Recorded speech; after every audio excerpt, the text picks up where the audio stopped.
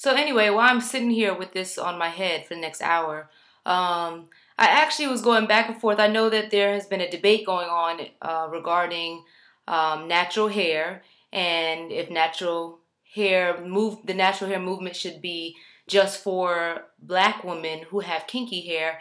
And I was going back and forth thinking, should I make a video response? Should I not?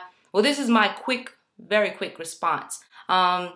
I know Taren916 had originally posted the video on her views on, being a looser curled girl, light-skinned girl growing up. And AfricanExport posted her response, and there was a couple other responses, which I thought it's been a pretty interesting debate. And I was talking about it last night with my husband, and my first initial response when I heard a video talking about it should be reserved for black girls who have kinky hair because looser girls don't understand the troubles that they've had to go through. And initially I was kind of like, what? What are you saying? Like, I'm offended by this.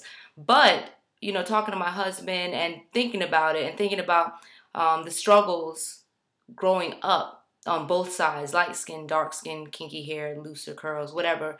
I really want to make sure that we don't discredit the fact that we each have our own struggles and insecurities and things that we've gone through, especially with how society views beauty. And we think about how it's portrayed in the media. Society views beauty. There's been, a lot of emphasis when it comes to African American women or mixed race women, a lot of emphasis on light skin, long hair, big curls, long straight hair. And I think we need to realize that beauty comes in all different shades, all different hair types. We always want what we don't have. Not just, like I said, I don't want to discredit some of the struggles that some women have gone through, because we've all gone through struggles.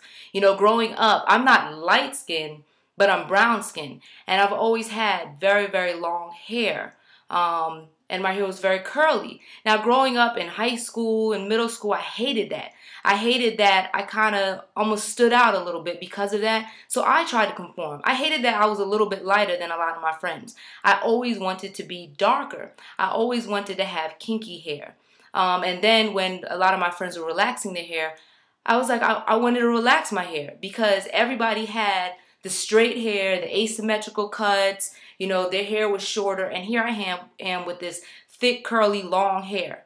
I hated it. And a lot of people say, oh, you're so lucky, blah, blah, blah, blah. But no, I got teased. I got bullied, And I think that's why I kind of, I want to say like I revolted a little bit. Like I became the total opposite of what you would think I would be. You would think, oh, she has this brown skin, what everybody wants. She has this long hair, so she's just going to flaunt it. I did the complete opposite. I wore big baggy clothes. I mean baggy jeans, basketball jerseys, hockey jerseys, football jerseys, overalls, cross colors. I never wore my hair out. I always wore it in either braids, back in a bun, just slicked back some way because I wanted to hide it,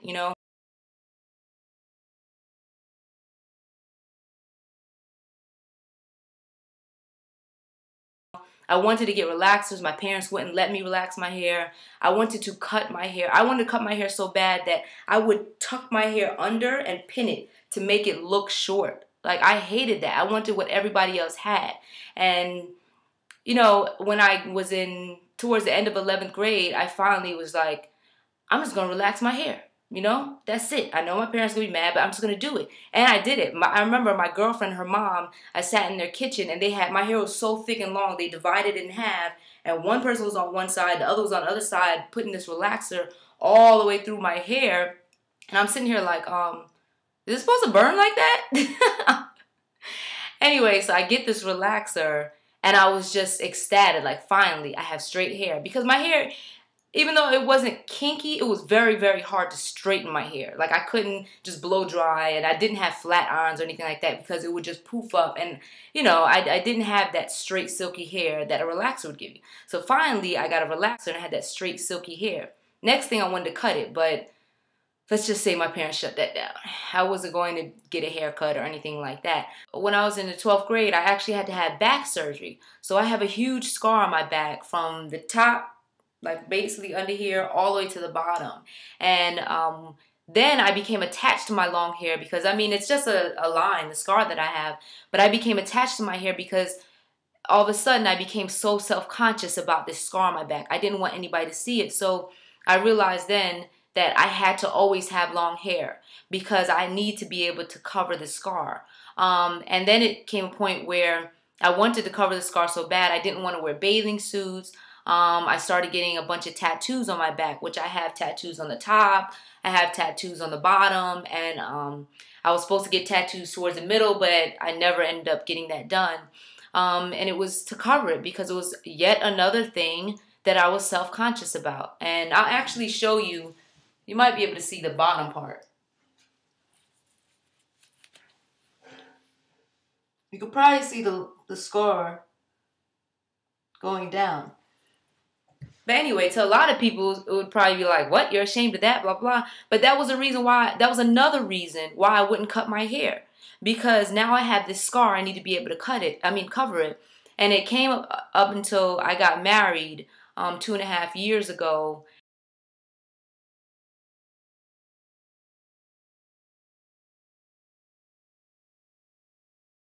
Right after I got married, a month later, I finally, my husband, he loved me, he accepted me, he loved my scar, he loved me for all my imperfections, that I finally felt ready to say, you know what, my hair is a crutch and I need to let go of this. And I cut all my hair off.